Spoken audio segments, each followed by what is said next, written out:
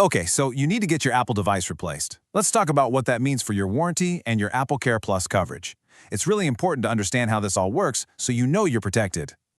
So this is probably the main thing on your mind. What actually happens to your warranty when Apple replaces your device? You've got this new-to-you device, but what about the plan you had? Does that warranty just start fresh, or what? Let's get straight to the answer. All right, here's the rule. Your replacement product is covered for the rest of your original plan's term or for 90 days, whichever one is longer. So you'll always get the option that gives you more coverage time. Now, before you can even get that replacement, there are a few things you have to do. Think of it as a pre-service checklist, and these aren't just suggestions. They're required to make sure everything goes smoothly. Okay, first up, you'll need to verify that the replacement device is functionally equivalent to the one you're turning in. Next, and this one is super important, you have to back up all of your software and data. And finally, make sure you have your plan agreement or the device's serial number handy. All right, let's keep going down the list. You'll need to return the entire original device, and that includes all of its parts. Also, you should update your software to the latest release before you bring it in for service. And to finish off the checklist, just be aware that replacement parts might be new, or they could be used parts that are equivalent to new in performance. And one last thing, hang on to your original sales receipt and your plan confirmation. You might need them.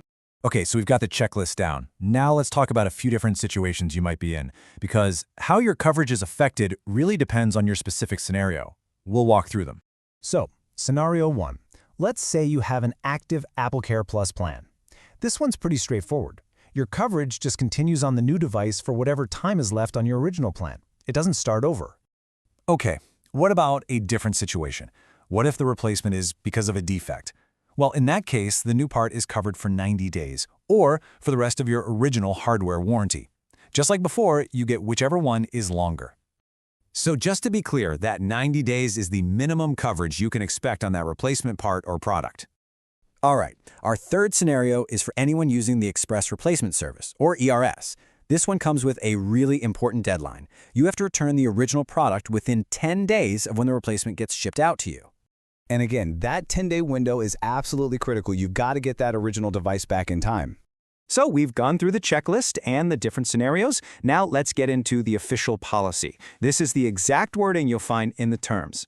If Apple exchanges your covered equipment, the original product becomes Apple's property and the replacement product becomes your property.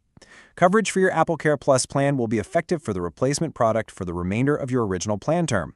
Additionally, Apple warrants a replacement product against defects for 90 days from the date of service or the remaining term of your original warranty or AppleCare plan, whichever provides you with the longest coverage. And finally, before we wrap up, there's one last important disclaimer to go over.